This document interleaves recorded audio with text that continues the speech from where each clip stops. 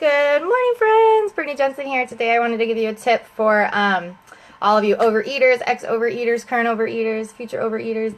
I'm an ex-overeater, I guess you could say.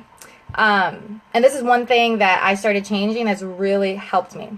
I think for most of my life, whenever I would sit down to eat, I had this idea of I have to get really, get full, get really full. You know, that was my intention. When I'd sit down, it was get full. You know what I'm saying? And I don't know if that goes back to being a kid and hearing people say, okay, this is breakfast. We're not eating again until lunch. Get full. And then lunchtime would come around. It's okay, no, I'm not going to eat again until dinner or whatever. I got to get full. And so it was that created a mental structure in me to anytime I ate ever, I was want this stuffed feeling at the end. Hold on, buddy.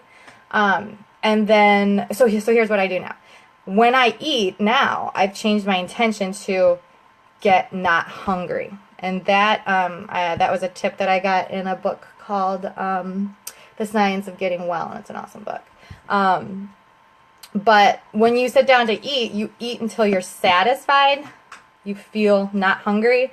But you don't feel full. It's different intention. Once I started doing that, it took some practice to kind of be listen, you're not going to starve. We have food in the kitchen. You don't have to you're not a starving person in third world country where you got to eat, you know what I mean? Every time I'd eat is last time I'm going to eat or something, I don't know, back to survival instincts or something, but it's there's food in the kitchen.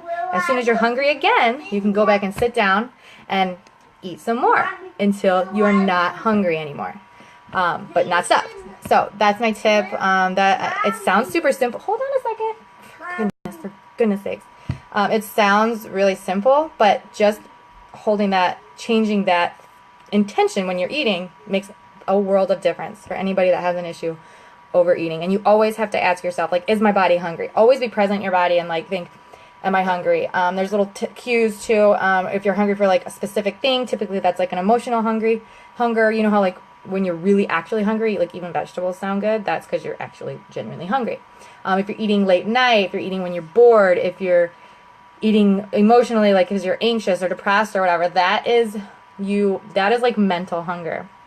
And I always tell the girls in my groups, your mind doesn't eat food, so you don't want to feed it food or you will gain 200 pounds. That's not what it eats.